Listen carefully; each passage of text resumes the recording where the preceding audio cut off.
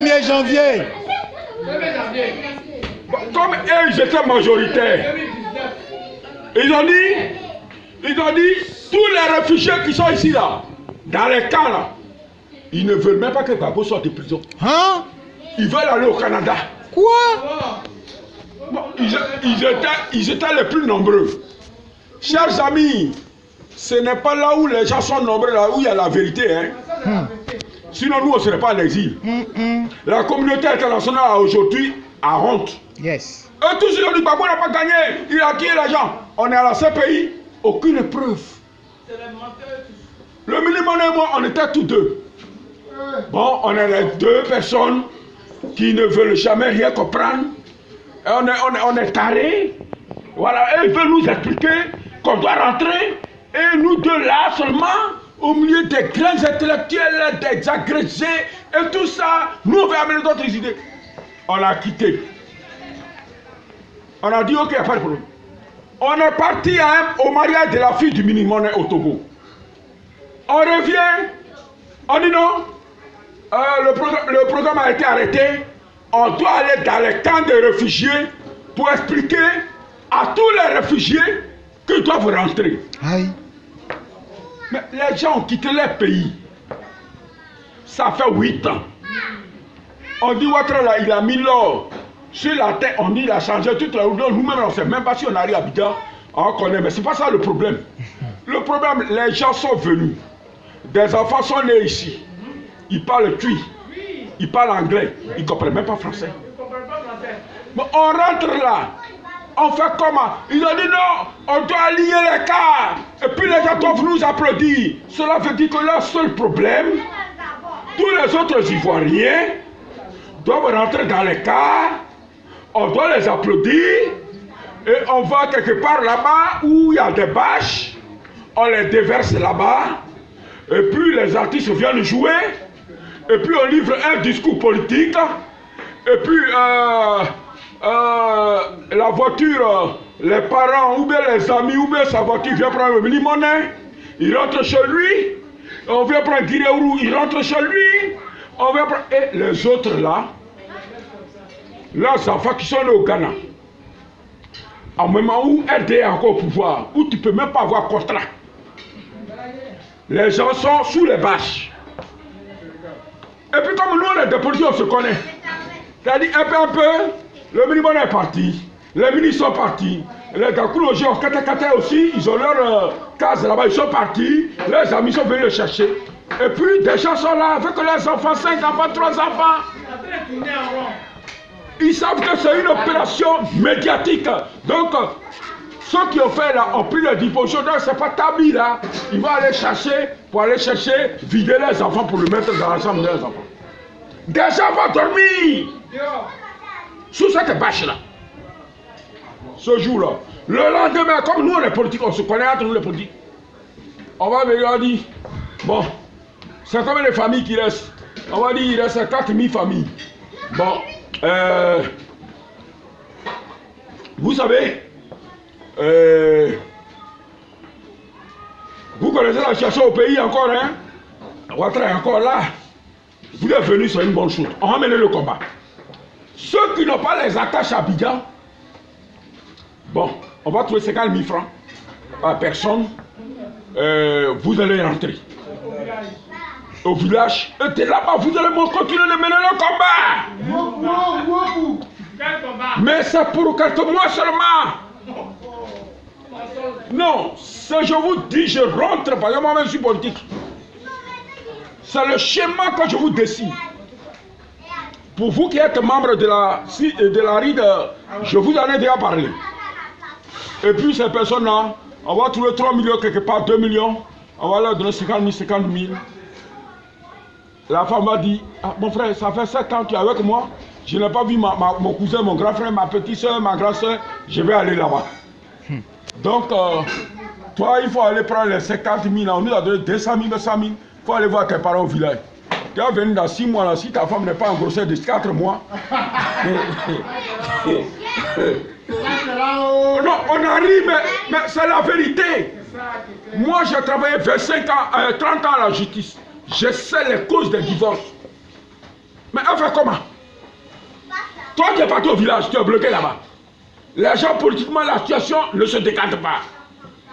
Tu es coincé là-bas. Tu ne peux même pas espérer un marché. Si tu fais affaire, tu ne peux pas. Parce que c'est les gulats qui sont en service. C'est un chemin diabolique. Nous nous sommes concertés parce que moi j'estime que je suis avec les personnes qui sont humaines. Le minimum, on s'est concerté, on a appelé la rite. On a dit, nous, on n'est pas d'accord. Ils nous ont mis dans leur commission, on a allé dire aux Ivoiriens, convaincre les Ivoiriens, on doit faire des cas, 300 cas, et on doit nous applaudir. Mais quelle est la finalité? C'est de mettre des enfants qui parlent cuit, des enfants qui parlent anglais, qui ne parlent même pas français. Cela veut dire que nos enfants, là, quand on doit les amener politiquement, il faut arrêter une politique. Une école, un système éducatif doit être mis en place pour ces enfants qui parlent anglais et cuit. Parce que ce qu'on appelle la crise ivoirienne, les voies de sortie là, c'est compliqué aujourd'hui avec des enfants qui parlent cuit et qui parlent anglais. Ils ne vont pas aller à Côte d'Ivoire pour entrer dans une école française. Alors, le ministre Monet a mis les moyens, en tout cas quelques moyens qu'il a. On a décidé que s'il faut sauver les âmes, il n'y a pas de prix fort à payer. On a parcouru les camps. On a parcouru les camps pour mettre les Ivoiriens devant leurs responsabilités, les expliquer. Parce que demain, ils vont dire, oui, le pays de Gbagbo. Gbagbo n'est pas dedans. Gbagbo n'est pas dedans. Quand la personne est informée, qu'il choisit de prendre une voie maintenant, qui est contre lui-même, c'est son problème. Nous, on a fait Fateta, on a fait Djekrom, on a fait Libo, on a fait Maléjo, et puis on a fait Djekrom. On a expliqué. Et tout cela, ils n'ont pas eu de questions à nous poser. Mais au constat, on a vu que des gens, c'était l'ethnie qui les dirigeait. Les gars les ont appelés ici, Dakar, pour dire, la maman est d'Akouri, ils sont contre nous, ils veulent nous créer des problèmes. Et bon, on dit que les guerriers sont majoritaires, ils sont dans les postes, mais on leur a dit, c'est pas palable. Nous, on est partis expliquer. Les gens sont venus vous dire des partis. Nous, on vous dit, partir là-bas aujourd'hui, c'est notre pays, mais il y a un problème. Donc, au lieu de faire d'insulter mon et d'insulter Dakouri, vous prenez votre bagage, vous venez chez Guiréourou, vous programmez votre retour. C'est plus simple. Il va gérer. Tandis que c'est où on veut faire palabre là, qu'on fait palabre. Nous, on dit qu'il y a problème dans ce qu'on vous propose. Mais là, vous dites que ce que nous, on veut faire là, c'est mauvais. Donc, vous faites ce que les autres vous proposent qui est bon, vous prenez vos bagages. Le ministre Monet n'a pas de problème quand il va arriver à Abidjan, il va rentrer dans sa chambre. Moi, quand je vais arriver à Abidjan, je vais rentrer dans ma chambre. Mais Dieu que nous adhérons là, il dit de faire ce que nous voulons qu'on nous fasse, de faire ça pour l'autre. Donc nous on dit qu'on ne veut pas participer à ce piège-là. Sinon aujourd'hui là, tout le monde peut traverser il dit pour sans problème. Moi d'accord, il peut traverser, avant on a donné mon nom là-bas, mais moi je peux traverser le Ribo aujourd'hui sans problème. Mais si le monsieur là a décidé de se maintenir ici, il a ses enfants, il a ses petits-enfants. Le micro. À encadrer. Mais il a décidé d'être ici. C'est parce qu'on estime que vous tous ceux qui sont dans les camps, sont les électeurs du Gbagbo. Ne serait-ce que les électeurs du Gbagbo. Hier, pour ceux qui ne sont pas informés, ils ont réuni les gens des camps. Ça veut dire passer. Comme ils avaient dit qu'il y avait un amnistie, je leur ai démontré au plan technique qu'il n'y a pas d'amnistie. Ils ont dit, il y a une nouvelle amnistie. Il y a une nouvelle amnistie. Et l'un d'entre eux m'a appelé hier. Il dit, mais Dakouri, on dit qu'il y a une nouvelle amnistie dans ces jours. Il dit, moi, il y a une nouvelle amnistie. Et qui a amené ça? Qui a amené la loi? Il dit, moi, mais ce que tu es en train de dire là, c'est grave, hein? Mais je n'ai pas eu l'esprit. Il dit, non, toi qui es un grand homme politique, lui qui est parlé vous dit qu'il a amnistie, il était ministre avant. Quand il dit qu'il y a une nouvelle amnistie là, tu lui as demandé qui a amené la loi d'amnistie à l'Assemblée nationale. Il dit, ah mais là, on va se battre demain. quand on va arriver chez Kireoura, ça va devenir Garake.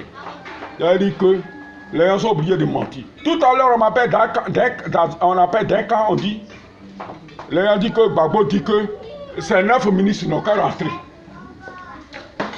Gbagbo à quel ministre, quel gouvernement, les gens n'ont qu'à rentrer. Mais nous-mêmes là, Gbagbo là aussi, il nous appelle. Les gens sont partis, il racontait n'importe quoi sur le monsieur qui est assis là-bas. Là. Il a appelé l'autre jour, il lui a parlé.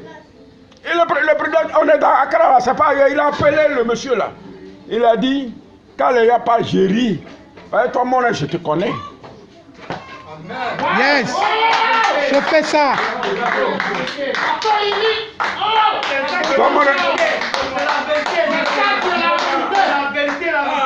Toi, mon je te connais. Quand les gens parlent, oui, sa femme, gna gna gna gna. Mais il dit que moi j'ai.